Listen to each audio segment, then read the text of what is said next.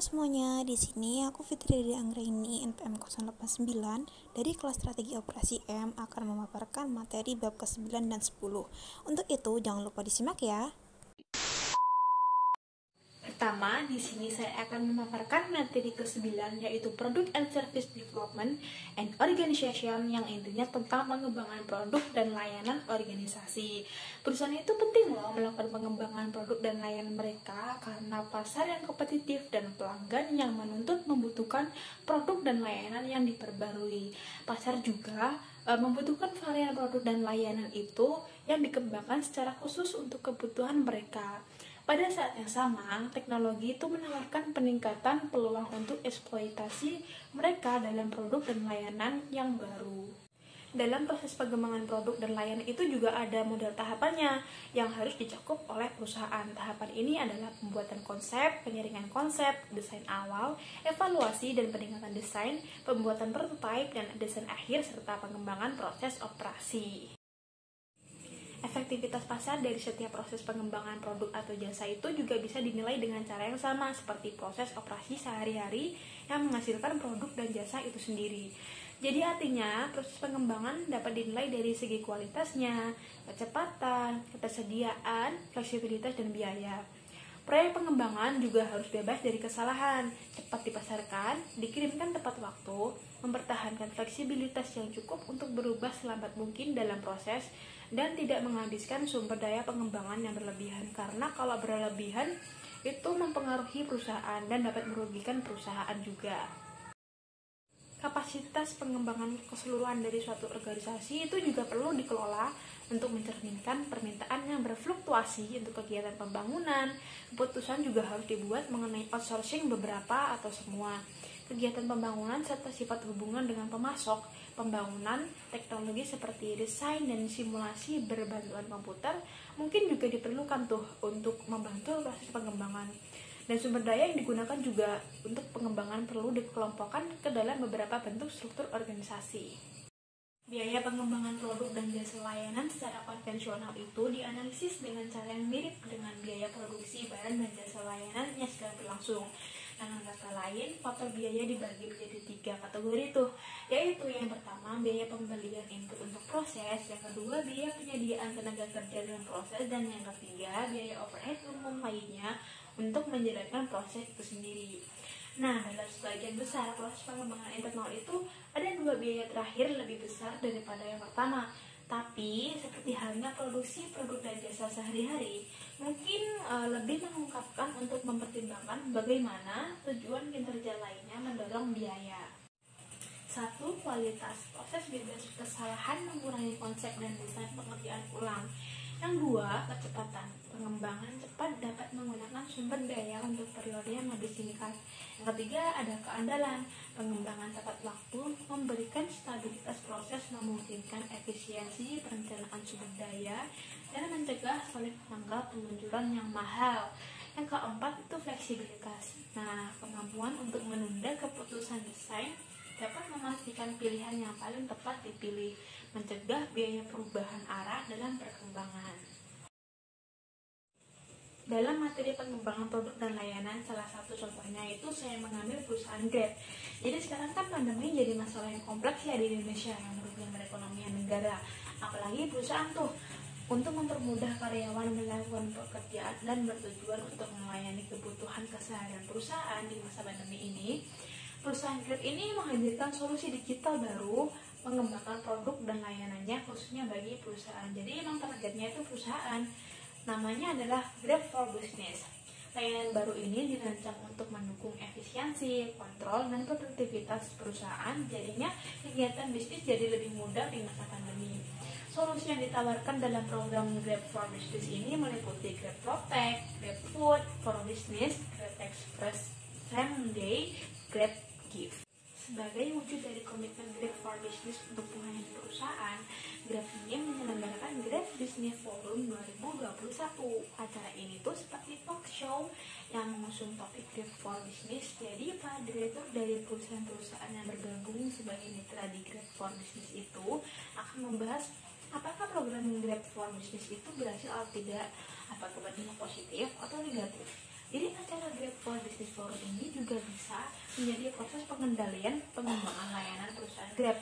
Dan sudah terbukti program ini itu sukses besar sehingga memberikan dampak positif dalam pemenuhan kebutuhan dan operasional perusahaan sehari-hari, terutama di masa pandemi yang sedang terjadi di Indonesia.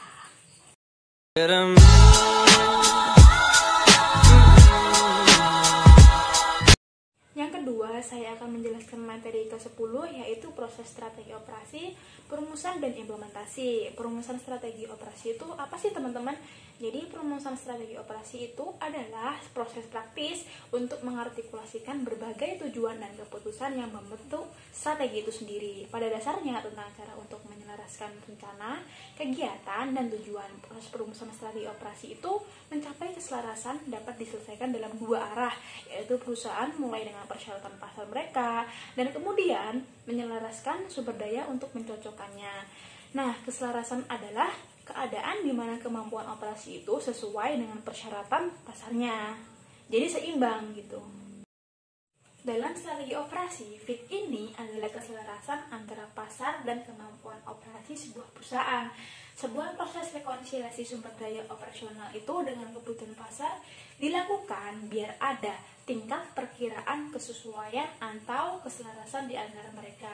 Bisa dilihat di gambar yang pojok itu, ada garis Y yang mewakili sifat dan tingkat kebutuhan pasar yang mencerminkan kebutuhan atau harapan pelanggan intrinsik yang sudah dibentuk oleh aktivitas pemasaran perusahaan.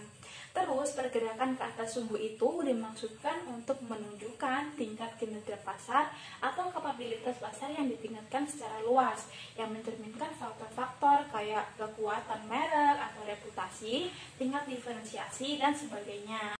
Skala horizontal itu mewakili tingkat dan sifat kemampuan perusahaan. Kalau posisi X ini ditentukan oleh faktor-faktor seperti efisiensi sumber daya, pengendalian proses, inovasi, dan sebagainya. Pergerakan di sepanjang sumbu itu menunjukkan tingkat kemampuan dan kinerja operasi yang ditingkatkan secara luas. Nah, sebagian besar organisasi itu mencoba membuat sumber daya operasi mereka sesuai dengan persyaratan pasar mereka. Tapi pada tingkat keselarasan yang lebih tinggi, mereka mungkin melihat kemampuan unik dari mereka sendiri dan kemudian mencoba memanfaatkannya ke dalam penentuan posisi pasar yang lebih sesuai. Nah, mempertahankan persyaratan pasar yang ada dan keseimbangan kemampuan operasi adalah pendekatan statis untuk keberlanjutan. Upaya untuk meningkatkan kemampuan operasi dan kebutuhan pasar melalui proses inovasi disebutnya pendekatan dinamis terhadap keberlanjutan. Dalam hal matriks strategi operasi itu, proses perumusan berusaha memastikan kalau strategi operasi itu yang pertama, menjelajahi apa artinya strategi operasi menjadi komprehensif. Yang kedua, memastikan ada koherensi internal antara area keputusan yang berbeda. Kalau yang ketiga, memastikan bahwa keputusan yang diambil sebagai bagian dari proses strategi operasi sesuai dengan prioritasnya sesuai untuk setiap tujuan kinerja. Yang keempat, menyoroti persimpangan sumber daya atau persyaratan mana yang paling kritis sehubungan dengan prioritas keuangan dan persaingan organisasi yang lebih luas. Definisi implementasi strategi operasi itu adalah cara strategi dioperasionalkan atau dijalankan, teman-teman. Jadi cara seseorang mengimplementasikan strategi apapun akan sangat bergantung pada sifat spesifik dari perubahan yang tersirat oleh strategi itu dan kondisi organisasi dan lingkungan yang berlaku di sana selama implementasinya. Salah satu cara berpikir tentang tujuan yang mendasari implementasi strategi operasi itu adalah dengan menggunakan konsep line of fit atau keselarasan yang tadi udah dibahas sebelumnya. Siapa yang bertanggung jawab untuk implementasi? Hubungan organisasi yang sangat penting yang dapat berdampak besar pada implementasi strategi adalah mereka-mereka yang berada dalam fungsi operasi yang memiliki tanggung jawab untuk merumuskan strategi dan mereka yang menjalankan tugas operasi sehari-hari. Kemudian ada staff dan lini. Nah, orang-orang yang menduduki posisi staff memiliki peran pemantauan, perencanaan, dan pembentukan. Semuanya itu merupakan tugas yang membutuhkan hubungan erat dengan perencana pemasaran, pengembangan produk dan layanan, serta keuangan. Nah, orang-orang ini membentuk apa yang bisa disebut operasi pusat. Sedangkan orang yang menduduki peran lini itu adalah mereka yang menjalankan operasi sehari-hari. Ada 4 jenis fungsi operasi pusat. Nah, bagaimana operasi pusat menjalankan tanggung jawabnya itu tergantung pada pandangannya tentang strategi dan pengembangan operasi. Misalnya nih, kita dapat menggunakan dimensi yang mendefinisikan perspektif tentang strategi operasi seperti yang pertama ada top down atau bottom up. Jika operasi pusat didominasi pandangan dunia top down atau dari atas ke bawah, kemungkinan itu akan mengambil pendekatan terprogram untuk kegiatannya, menekankan penerapan strategi perusahaan secara keseluruhan. Sebaliknya, jika mengambil pandangan bottom up atau dari bawah ke atas, lebih mungkin untuk mendukung model pengembangan operasi yang muncul di mana operasi bisnis individu bersama-sama berkontribusi pada pembangunan keseluruhan keahlian operasi. Yang kedua, ada persyaratan pasar atau fokus sumber daya operasi. Jika operasi pusat mengambil pandangan kebutuhan pasar dari pengembangan operasi, kemungkinan besar itu akan fokus pada kinerja eksplisit yang dicapai oleh setiap operasi bisnis dan seberapa jauh kinerja itu berfungsi untuk memuaskan pelanggan operasi. Di sisi lain, fokus sumber daya operasi ini menekankan cara di mana setiap operasi bisnis mengembangkan kompetensinya dan berhasil menyebarkannya di pasarnya. Aspek kunci untuk mengatasi penolakan terhadap perubahan yang tersirat dalam implementasi apapun adalah dengan mengikut sertakan orang-orang yang akan menerima perubahan dalam proses dan memungkinkan mereka untuk memengaruhi perubahan apa yang akan terjadi. Melakukan hal itu meningkatkan kemungkinan mereka membeli perubahan. Meskipun tidak ada formula sederhana untuk memastikan komitmen terhadap suatu implementasi, ada beberapa praktik dasar sumber daya manusia yang dapat memfasilitasi keterlibatan yang berhasil, agar orang-orang itu dapat terlibat secara efektif dalam suatu implementasi. Mereka itu harus memiliki keyakinan bahwa keterlibatan akan menjadi pengalaman yang positif bagi mereka. Jadi mereka akan mengikuti dan berkontribusi dalam strategi operasi, terutama dalam implementasinya. Sampailah kita di akhir video. Ya, begitulah penjelasan materi dari saya.